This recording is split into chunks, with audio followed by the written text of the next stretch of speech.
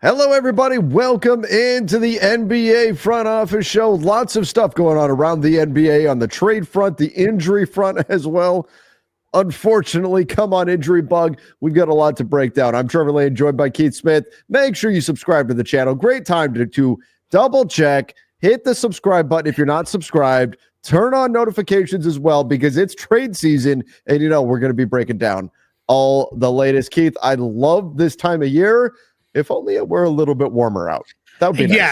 Yeah, I mean, that's like 100%. This is ridiculous how cold it is everywhere. We were talking about it before the show. I'm freezing here in Florida. And no one wants to hear it because it's still way warmer than most of the rest of the country, but it's cold. And that's, no matter what level of cold you are, we're all cold, and that part stinks. But the NBA, they don't really have the hot stove, right? Because that's like a baseball thing, because it happens all in the winter. But like the NBA trade market heating up, so maybe that'll bring us some warmth there. I don't know. I'm stretching for that one. I'm struggling to land this plane. We'll get there. We'll get there. But yes, I mean the NBA trade market may indeed bring us all warmth, and now it's already happening with the Phoenix Suns. Look at that. The sun provides warmth. We're getting there. We're stumbling our way to it. The Suns and Jazz make a trade yesterday that shocked everybody, and I think sets us on a path. It may take a little bit for all the pieces to come together, but for Jimmy Butler to ultimately land in Phoenix. Keith, on the surface, most people look at this and they say, what the hell? What are they doing? Why would the Jazz trade 3 first-round picks for 1 first-round pick? But it all goes back to what you and I say all the time. Not all firsts are created equal. Yeah, absolutely. This is from the Jazz perspective, because we're going to talk more about what the Suns might be doing down the line.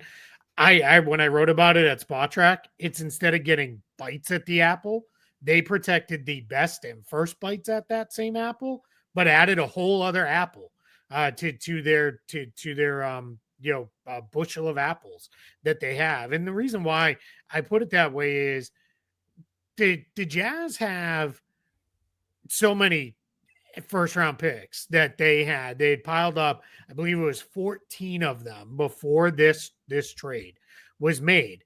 They also added 3 rookies this year and 3 rookies last year. So 6 young players to their roster in the last 2 off seasons. They have an additional 4 players who are signed long-term. So you're at 10 players under team control for the next several years. You're just not going to be able to roster all these guys. So what Danny Ainge basically did was said, all right, I'm going to take 3 picks that'll, because of the way these picks are structured, and it's the worst ones going to the Phoenix Suns now, I'm going to take these picks and I'm going to send them all off to Phoenix, these 3 picks that'll all be in the 20s, and I'm going to take back their 2031 first with no idea what the Suns will be in 2031. They could be, they could be in a full-scale rebuild. They could have already rebuilt and have been good again.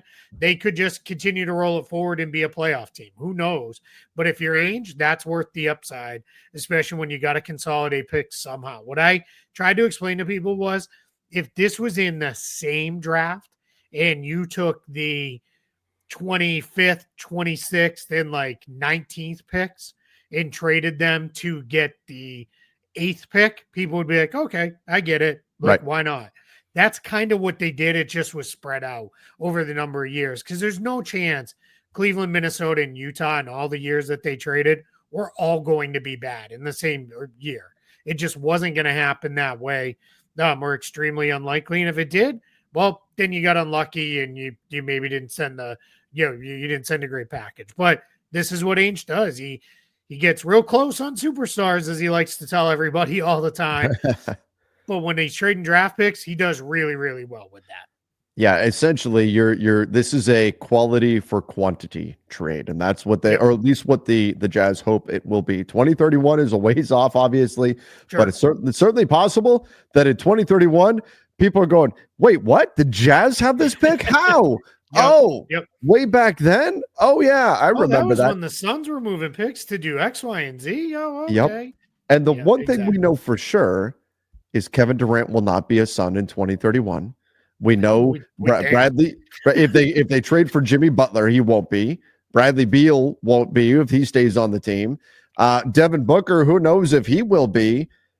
That's what Danny Ainge knows. And so the gamble is that the Suns by 2031 will not be any good, and that will allow them to get a really good pick out of this. Meanwhile, for the Suns side, Keith, a lot of this is about the Stepien rule and about freeing up draft capital for them to potentially add into a trade. Now, I guess I think this does beg an important question, but I guess before we get to that, let's talk about why this matters for the Stepien rule and what this allows the Suns to do. Yeah, so where the Suns are at, most people probably know at this point, they had traded all their first to you're going to be scrolling for a while. I know. The Spurs for the Spurs. I just did this. I have a trade deadline primer covering all 30 teams. Basically, it's here's where they're at cap tax wise. Here's where they're at tradable draft picks wise. Here's where they're at with trade exceptions, and here's the most likely to be traded player. How many second round picks do you think the Spurs have? Tradable second round picks, if you had to guess. Oh God. Is it like 15 or something crazy? 19. Oh my God. I thought I was shooting high with 15. Yeah, it's crazy. That's more than the Thunder. Now they can't match the Thunder's first round capacity. But all right, so let's move in the right direction here. So when you're looking at the team details here, it's ridiculous because on the incoming side, it was because the Real GM is not updated for the trade with Utah yet. Right. It was only a 2025 second round pick. That's it.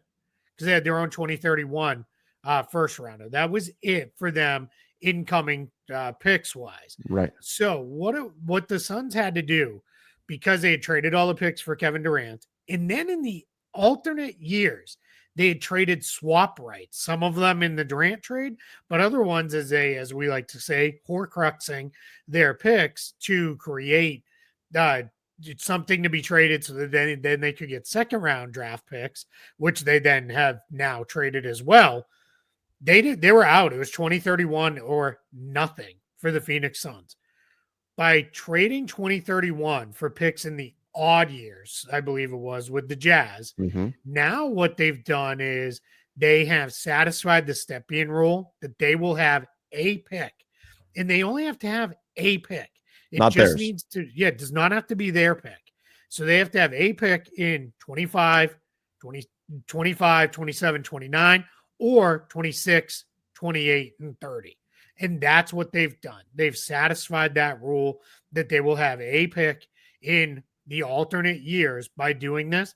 That's why when the reports are out there initially from Shams and others of Phoenix has now unlocked their tradable draft picks for the next drafts.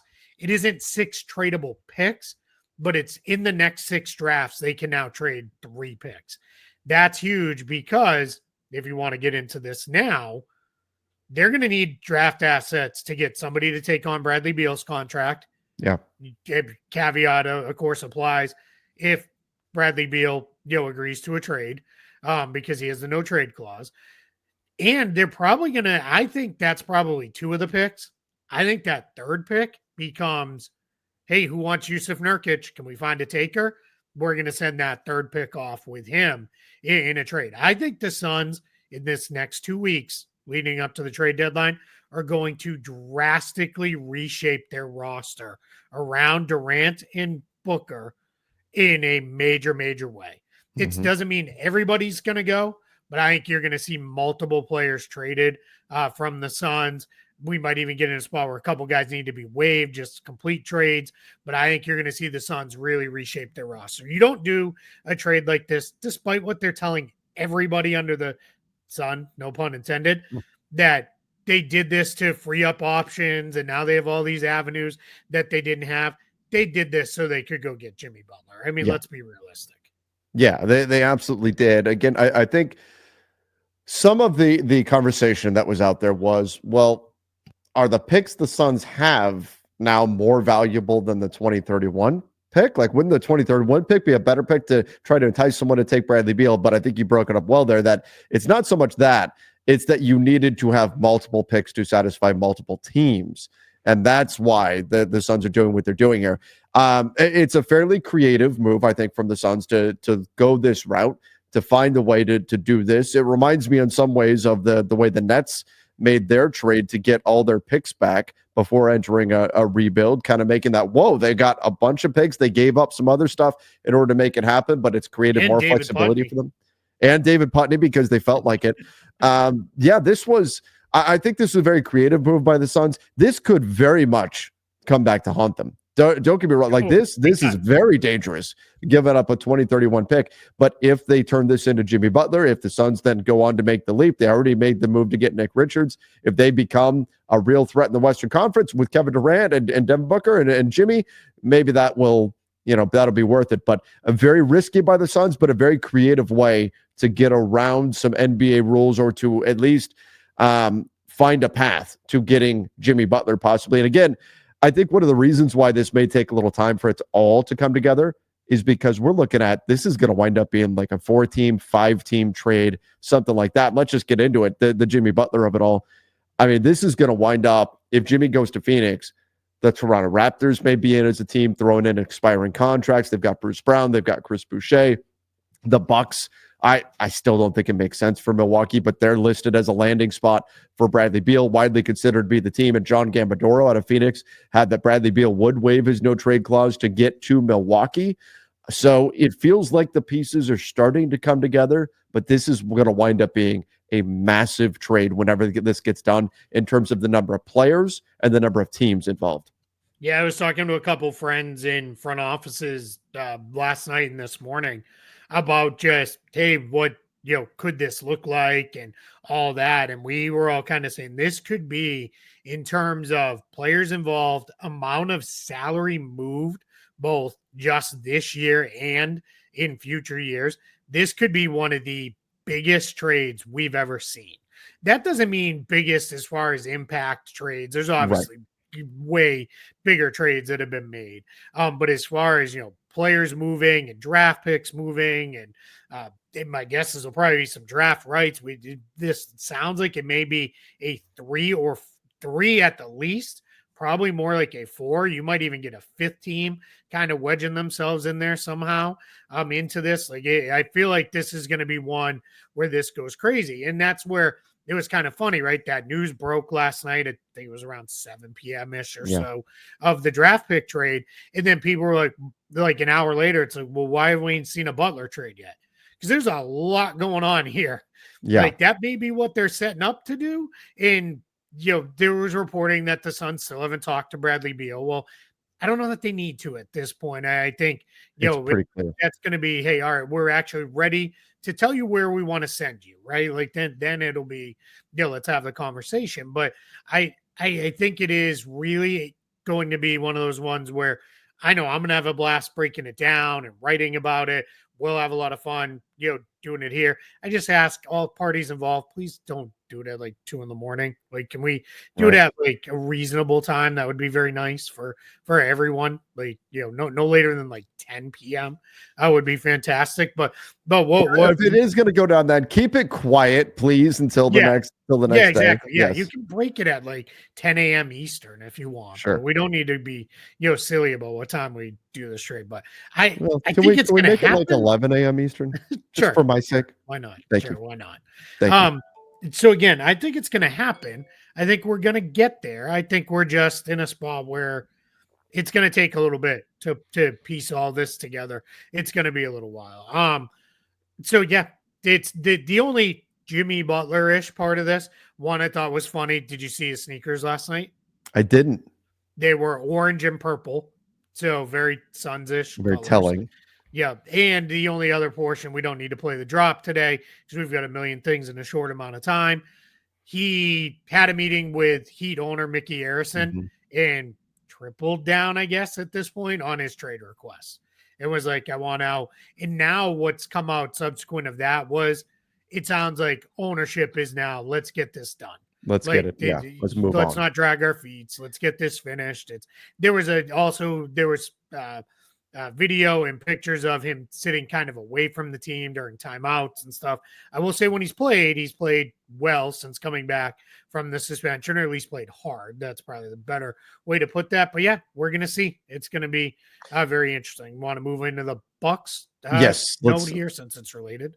Let's do that. So the Bucks looking to move salary. So that's another key piece to all of this, because right now the Bucks cannot aggregate salary in a trade because they're a tier 2 apron team. So what would need to be a piece of this is the Bucks shedding enough salary either in this big gigantic Frankenstein of a deal or perhaps in a prior move in order to drop below that second tier apron. The player most often mentioned as the piece to make that happen would be Pat Connaughton being moved. The Detroit Pistons frequently named as a landing spot, but as we've talked about, Detroit's been great. They're now pushing to be a playoff team, not play in, play off. We're talking top 6 in the East. They're half a game back right now. So I don't know if they will be renting out their cap space that way or not. There's been some discussion that maybe they won't. But the bottom line, the Bucks need a clear salary off their books, drop below the second tier apron to aggregate salaries in a trade. Otherwise, there's no path or no realistic path for them to add Bradley Beal without sacrificing, Giannis or Dame. And they're not doing that.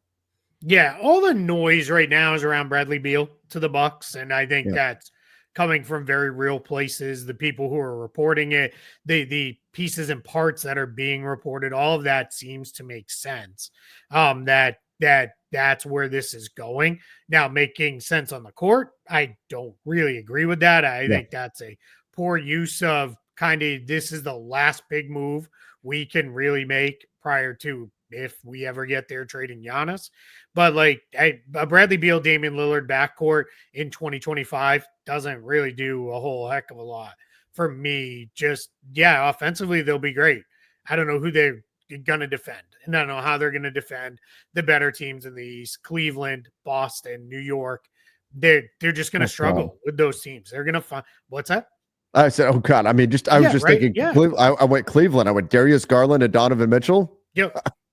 Good Boston, luck. Tatum, Brown, their guards, getting Porzingis switched onto one of those small guards. That's going to get, and the Knicks are in the same boat, right? They've got a million guys that could attack those two too. So it's going to be really hard for Milwaukee. I will say this. They were also mentioned as they may not even jump in this thing with Beal. They could be looking at Zach LaVine. And we've got a note about the Bulls later. Now, if they want to go for Zach LaVine, still doesn't really solve your defensive issues, but he's enough bigger and better of a defender than Beal that I think it makes more sense. And I think Zach LaVine at this point is just a better player and a better bet to stay healthy. And at this point, it's crazy because we certainly probably wouldn't have been there last season. But I mean, I know LaVine got hurt, but still. Right now, I think you'd rather have, given their contracts, given the no trade clause, I think I would rather have Zach LaVine than Bradley Beal. Yeah, I'm with you on that. Yeah. And I think the other piece too, the real takeaway here is the Bucks are doing stuff, right? They're going to be active. They're going to do something here in the next 2 weeks. They are not just going to sit on their hands and be like, well, this is it, right? Let's just kind of, keep moving forward. They're going to do something here. And I think that's going to be where things get really interesting. You want to go to the LaVine Vooch? Yeah, let's do that. We'll do that since we're already kind of there. Yep. So this story was from Shams. Shams did kind of one of his little notebook pieces, I guess. And one of the things he mentioned is the Bulls are now, I wrote taking. I should have wrote taking calls, but whatever. It is what it is. But they're receiving calls now on LaVine and Vucevic. Why this is newsworthy is every other report had been they were the ones making the calls and weren't really getting. Look at this guy. He's so good. They were all over it as far as trying to move these guys. Now people are showing interest. And this is what we talk about all the time. You can't lock into what's being said in December. It's when we get a couple weeks from the deadline, that's when it all gets a lot more serious. Teams who have struggles and need help, teams who are really, been ridiculous in their ask or ridiculous in their offers, get more serious when we get about 2 weeks out. Everything starts to really fall into place. And that's my guess is where these things are going for the Bulls. Yeah. It'll be interesting to see if the Bulls are able to move off of Zach LaVine. Again, he's played well enough where you wondered that if somebody might talk themselves into it.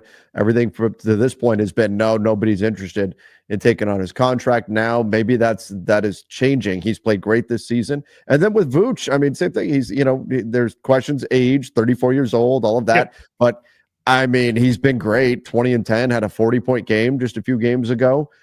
He's been fantastic for Chicago. So that's another guy that it makes sense. The Warriors have been listed as a team that's been interested in Vooch, and we'll see if he winds up on the move as well. But the Bulls very much should be a seller. We'll see what they're able to accomplish here. But I mean, this is a positive from their perspective that now they're starting to take calls on LaVine and take calls on Vooch. Yeah, 100%. It just makes everything easier, right? Because Yeah. now instead of you having to create a market and find a trade, it may come to them, and it, you know, whether it's the Bucks for LaVine or another team we don't even know about, because that's sometimes how these things go. I never bought fully. If people want to go back, they can watch it. I never bought fully into the LaVine is a horrible contract and they're way underwater in that. Go watch our old shows, but it's now I think he's perfectly fine. Like, I have no real issue. If Detroit wanted to give up something of real value for Zach LaVine, don't get silly about it. Don't give up, Exactly. 4 draft picks and young players, but they wanted to give up something of real value to get Zach LaVine. I'm not going to complain about that. Like, he's been that good this season on a Bulls team that's had a weird year. I have to wonder too with the Bulls, are teams like, all right, they're ready now, right? I'm going to use another reference. I'm going to go get Rincon, right? They're done. They're ready to move him. Like, is that where we're at here, right? With the Bulls, are we at our Rincon moment of, all right, we gotta actually do this. We gotta trade some guys. We can't just keep chasing the, playing tournament and hope for the best. Well, hopefully that's where the Bulls are landing, because it's where they need to land. Stop doing that stuff, Bulls. Yeah. Your fans want you to have a brighter future. All right. Let's jump over here. And the keep Lakers, your pick this year. and keep your pick. Yeah, right. They're right on the verge there. The Lakers stars, LeBron James, Anthony Davis, Shams Charania. This was the headline from his story today. Said that LeBron and Anthony Davis are growing concerned that the Lakers won't be able to find a move using their 2 future first-round picks, or won't make a move using those picks. This comes on the heels of JJ Redick first, and then LeBron James echoing, saying that the Lakers don't have much of a margin for error, and LeBron made sure he added in the way the roster is constructed. He said that a couple of times based on how the roster is constructed. And this also comes on the heels of a report from yesterday that the Lakers may stand pat at the trade deadline, or just make kind of a marginal move with, some second round draft capital or something like that. Now, LeBron, AD kind of put some pressure on. A little bit of a back and forth here, it feels like, between the front office, the star players. We'll see what ultimately they can do, but there's concern that maybe the moves aren't there that are really going to put them over the top. LeBron and AD are saying, no, go figure it out. Go get something done that's going to, give us a real shot here. And that's going to be the tough part for the Lakers, because they only have those 2 future first-round picks that are tradable right now to move, in addition to, not a lot of expiring salary left to put into a deal. Yeah, and if you're LeBron and AD, you don't want to hear it about, we got these picks, right? You just make us as good as we can be today. Like, how much longer do we have left? I mean, feels like now, and it's part of it is because every time he goes to a new city, LeBron is asked, hey, how much longer are you going to play? And all that stuff. But it does feel like we're all recognizing where only he really knows the clock, but we are on the clock here. And if I'm AD, it's only going to get harder when I don't have LeBron. So, like, can we do something to maximize this? And there's certainly been uneven play. I mean, that's nothing. I'm not telling you anything you don't know. There. But so, like, they've got to figure it out. They've got to,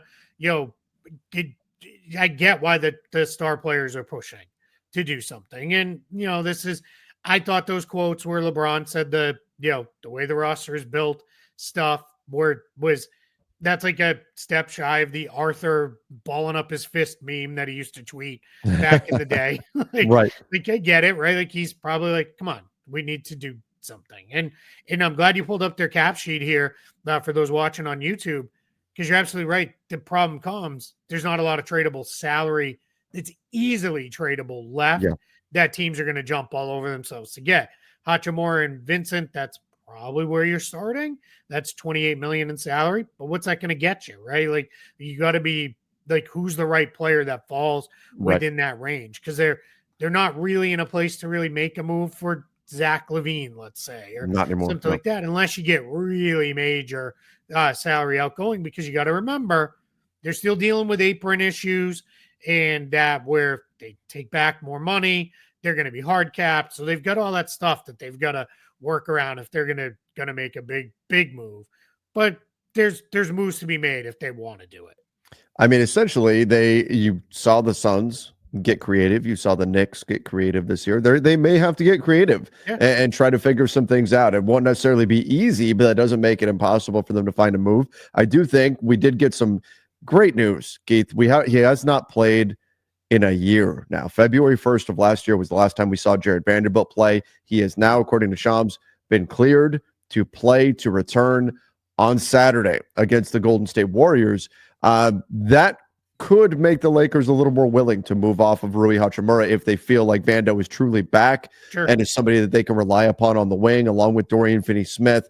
So let's add, sorry, just if people aren't following the Lakers too, super closely, Finney-Smith came over with an existing injury that was being managed by the Nets, and he's been on a minute, I think it's 20 minutes per game. Yeah, and they just increased it. Now, it would have been nice if that was just told to everybody when he started playing, and maybe it wasn't. I missed it, but it was not. I didn't think so. So they've upped it to 24, 25 minutes, 24, whatever it 25, was. yeah. But we're closing in on he can play as much as he needs to here pretty soon, and that's huge too, because all of a sudden if we can cobble it together by if we trade Rui Hachimura, great. Now that opens up an avenue to moving him that maybe wasn't there because you just didn't feel like you had the depth to do that. Right. Exactly. So we'll see if this ultimately gets the Lakers to make a move or not. I mean, it was the same thing last year and the Lakers didn't make a move. So we know, though, LeBron and Anthony Davis want the Lakers to do something. They want them to make some moves. And LeBron, I always say it, he knows what he's saying. He knows the way his words are going to be taken. 100%. When he says stuff like roster construction and things like that, he knows exactly what the perception is going to be for that. And when we know that. Nothing comes out of his mouth that isn't thought out and planned. He's had a microphone in his face for the majority of his life, right? Like he knows what it's like talking to the media, dealing with the media, and the power that his words have. It was just a few weeks ago that he said something to the effect of, what this roster will look different in February and in March and everything. And, he always says stuff with deniability, what do you mean? No, I just mean we're going to get better organically by February. Because we'll get healthy and be back. Exactly. But in any event, the Lakers, they'll be active around the trade deadline. Whether or not they'll make a move, we'll see. And then how do LeBron and AD respond? If they don't, well, hopefully we don't find out what that might look like. Yeah, true. If you're meeting Rob Pelinka at the Matterhorn on Thursday, February 6th, there's probably a problem. Well, and this is part of why, LeBron has the player option this year and why he's doing these kind of year-to-year deals so he can keep that pressure on to get them to do, what he wants them to do. Yeah. All right. Superstar, right? That's what I call it. Once you're at that level, which, I mean, he's at that level plus like 3 levels more, you get to kind of do what you need to do. All right, let's go here. Unfortunate news out of Dallas. Derek Lively out 2 to 3 months with a fracture in his foot. Not the news we wanted to hear, obviously. Keith, I mean, there were some rumblings that maybe the Mavs we talked about the other day that they might trade Daniel Gafford, but that was more, I thought that was like hey, if we can get Herb Jones, maybe we trade Daniel Gafford type thing. Now there's no way they're trading Daniel Gafford. You can't without Derek Lively. This could, if we're talking 3 months, this could be the end of the regular season. We might not see Derek Lively back until the playoffs. And Keith, I do wonder if this actually flips the Mavs to maybe even being a buyer on the center market if they can find a low cost option to fill in for them, because this does leave them. I mean, Dwight Powell, Maxi Kleber hasn't had the best season.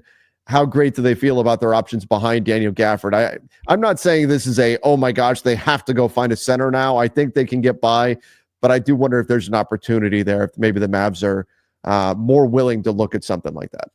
Yeah, and they've got a couple salaries they could piece together in deals. Or it's important to remember they're not working under any of the restrictions because they're hard capped at the first apron by virtue of the Klay Thompson sign and trade acquisition. So if they want to put together a couple salaries and go get a guy like Robert Williams or something like that. Sure, why not? That could make sense there. We'll see. I mean, I think you got to be. There's two parts to this. You got to be super careful not to really overreact and do something you're going to then turn around and regret in like a year. But you also, this is a team, when healthy, clearly a championship level team. They're in the finals a year ago. I don't know why, maybe they're a notch under what they were a year ago, but barely, if anything. So you want to be in a place where it makes sense to, push and this guy, man, he's all over it. We're looking at the standings now in the West.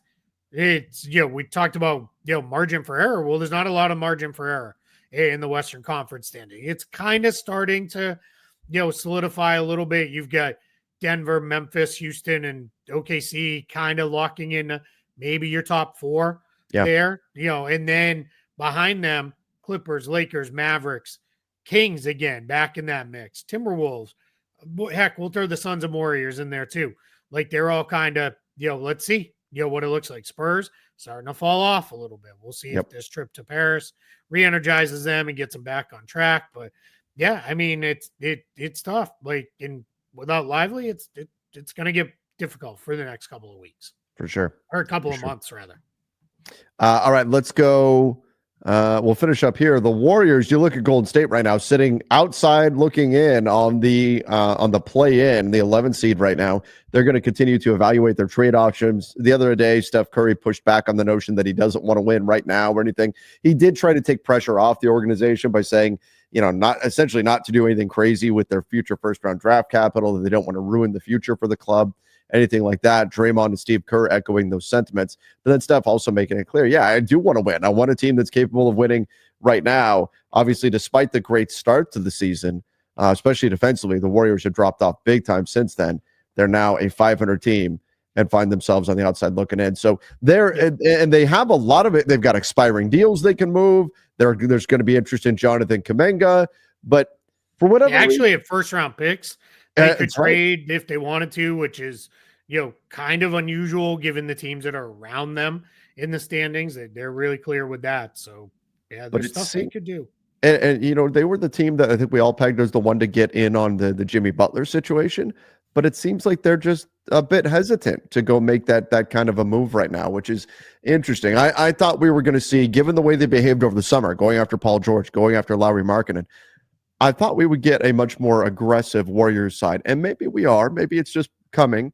But so far, the last few weeks, everything we've been hearing has been more caution than aggression right now from Golden State. Yeah, I did like you mentioned, Curry coming out and saying, hey, let's not get it twisted. Like, I still want to compete. I still really want to win. Like, don't think I'm saying the wrong thing. And then Steve Kerr gave a little clarity to his part in those comments of, hey, it's not, we all feel an obligation. We've been a part of this. We want to see the team be successful down the line. But we're all still trying to win, and it's got to be the right move. And that was more what everybody kind of threw. And then the only one played a absolute crap fest of a game against Boston where they get destroyed by 40. And it was worse than that at periods during the game. It just, they're a weird team right now. Like they're not, their home court advantage is mostly gone. It's not what it was in the new building, like it was in the old building. Steph, it's just that much harder for him now than it used to be. They've had injuries. They're just, it's a team where, the lack of depth has kind of shown up, which is weird because a few months ago it was, wow, the Warriors got 12 guys. Right. Yeah. All this stuff. And now it's like the Warriors have like 5.5 dudes who were comfortable in the rotation. So maybe something happens with them, but we're in a spot where I kind of get it. I still think they'll do something because I don't think they're going to completely sit back. Maybe it's a Vucevic deal, which would be like a pretty good, let's kind of play it right down the middle. It's not a super duper star move where you go all in, but it's not nothing. He would actually help. Maybe that's the kind of move we see. Yeah, absolutely. It could be something like that. And we'll see if that puts the Warriors back on track. But Keith, the February 6th trade deadline, it is getting closer and closer. And that means we're going to have more and more news like this coming out. We had a lot to talk about on today's show. We appreciate everybody joining. make sure you do subscribe to the channel as well as the podcast feed over on Apple Podcasts, Spotify, wherever you listen to podcasts. We'll Till next drop time, one quick. everybody. Sorry, Oh, yeah. let's drop Go one ahead. quick note, Yeah. friend, because people were asking on Front Office Friday. I think it's more of the Lakers and Celtics contingent, but I'll be joining Trevor for Lakers Celtics on Let's the go. old playback machine, right? For the game tomorrow night, the best rivalry in sports. It's gonna be fun. We're gonna do it together. I'm very certain I'm gonna get quite a few Lakers fans throwing shots my way, but we'll see how it goes. We'll have some fun, and we'll have a good time with that, and see how the game plays out. Yeah, Celtics Clippers tonight. If you're in the LA area and you want to bring your sneakers and you're over 6'5", they might put you in the lineup because every big guy is out apparently for the game tonight. So it's going to be a mess. Yeah, some of them are truly out. Like Zubac apparently is a Pirate now and can't see out of one eye anymore. But yeah, it's very messy. Clippers, I get why they're seeing guys are in the middle of a 4 and 5 stretch, which the league very intentionally does not schedule on purpose anymore. That's a result of the rescheduled games. Mm-hmm. But yeah, super messy for them, but nothing's messier than my hair. I just noticed how bad that looks. Well, good thing it's the end of the show. Yeah, there it is. Thanks, everybody. Till next time. See ya and stay safe.